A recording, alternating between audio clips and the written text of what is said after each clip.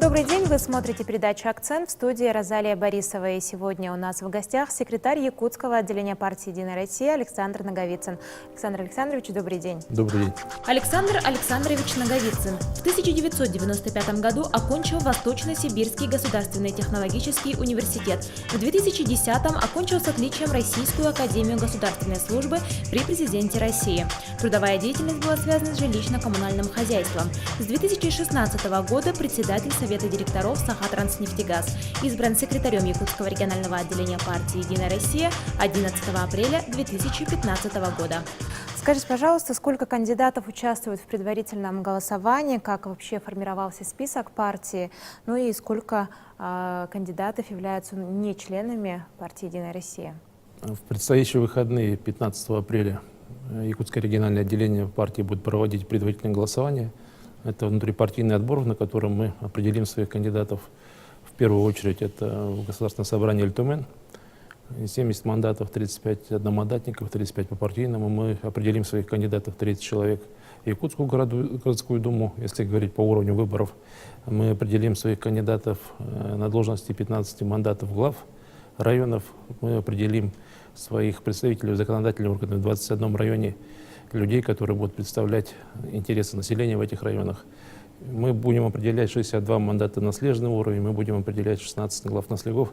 Это огромная работа, большой перечень людей. Как вы знаете, допущены условия положения проведения предварительного голосования, предусматривают участие в нем человека партийного от «Единой России», либо беспартийного. Не допускается участие человека, который является членом другой партии.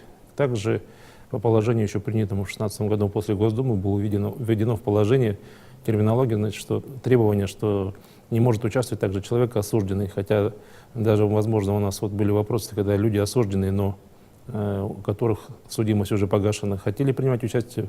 К сожалению, в этих случаях мы им отказывали для участия в нашей процедуре. В общем, если говорить о Государственном собрании Эльтумен, на 70 мандатов мы приняли заявление и зарегистрировали 240 человек.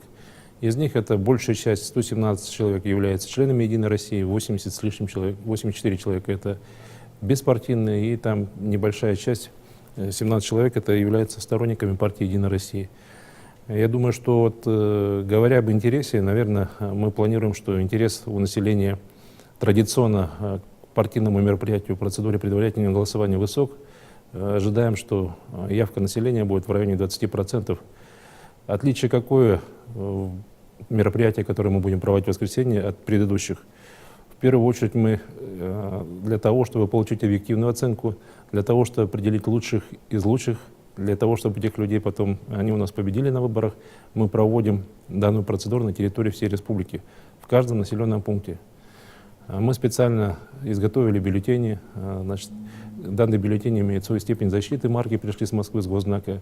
Эти бюллетени доставлены до счетных комиссий в Республике Саха-Якутия, и любой гражданин Республики Саха-Якутия, проживающий в том или населенном пункте, вправе прийти и свою волеизъявление высказать. Причем здесь ограничений нету. Является он членом «Единой России», либо беспартийный, либо он коммунист, либо там «Справедливая Россия».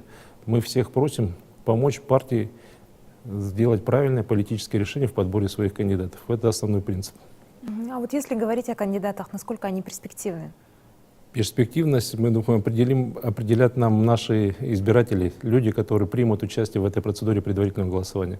Поэтому мы открыли, еще раз повторюсь, в каждом населенном пункте. Поэтому, конечно же, мы призываем граждан нашей республики помочь нам определиться своими кандидатами. Многие задают вопросы, звонят, там, на кого вы делаете ставку.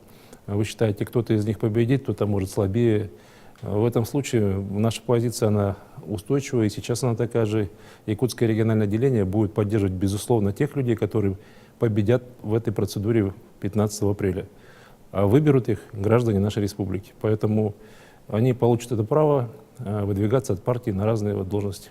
А есть среди них те, кто уже на второй, на третий срок идут? Могу сказать по депутатам Государственного собрания Эльтумен, это 24 человека, которые являются действующими депутатами. Они приняли для себя решение участвовать повторно. Кто-то второй, кто-то третий раз, но Вот сейчас уже голосование предварительно, в первую очередь, покажет уровень их работы и доверия граждан.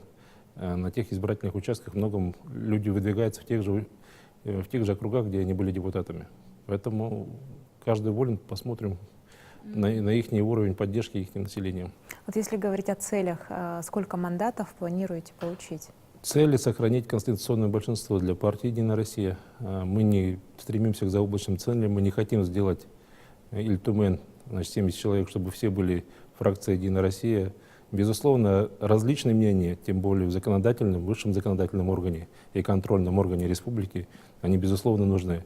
Но для того, чтобы принимать решения, продвигать позицию, в первую очередь, президента страны Владимира Владимировича Путина, нам необходимо иметь конституционное большинство. Мы себе эту цель ставим и хотим сохраниться в таком же количестве, чтобы иметь возможность проводить свои вопросы. Тем более руководство партии сейчас ставит большие задачи на уровне законодательном. Это в первую очередь связано с посланием нашего президента Владимира Владимировича Путина. И сейчас буквально в апрельские месяцы, до конца апреля месяца, будет сбор инициатив с мест.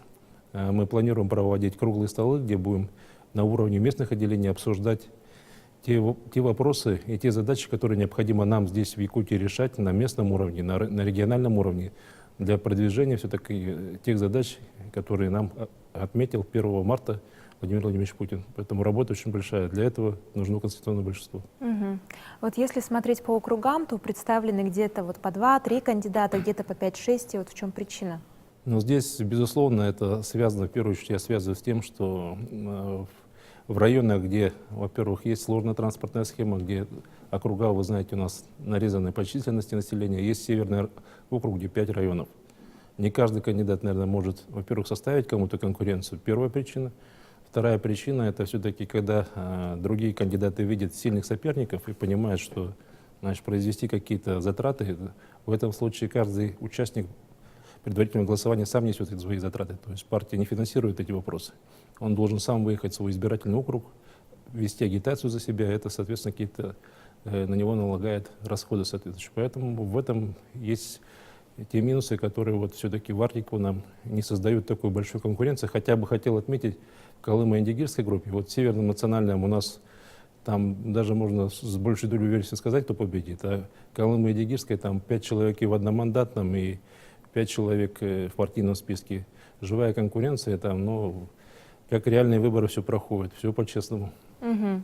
Вот вы уже начали говорить о явке в предварительном голосовании, а вот в итоговом голосовании вы какую явку ожидаете? Сентябрьское голосование мы очень часто, и мои коллеги, депутаты Государственного собрания Ильтумен, да и главы высказывали, что не очень удачное время вообще для республики в целом проведения голосования в сентябре месяце. Но тем не менее мы живем в рамках одного государства Российской Федерации. Конечно же, я думаю, что явка в сентябре будет на уровне 50, может 50 с небольшим хвостиков, потому что здесь в этом году, чем характерно, у нас очень много глав муниципальных образований. У нас явка будет разниться в тех муниципалитетах, улусах, районах республики, где проходят выборы главы и где высокий уровень выбора наследной администрации. Я думаю, что явка будет очень высокая, потому что население в первую очередь заинтересовано в людях, с которыми они повседневно каждый день встречаются. Это подвинет явку вверх. Но где, значит, останется у нас только Ильтумен или с меньшей плотностью будут проходить выборы, там я прогнозирую, что явка будет, возможно, даже меньше 50%. Угу. Александр Александрович, спасибо, что сегодня пришли к нам в студию. Спасибо за разговор. Спасибо. Это была передача «Акцент». Спасибо за внимание и до встречи в эфире.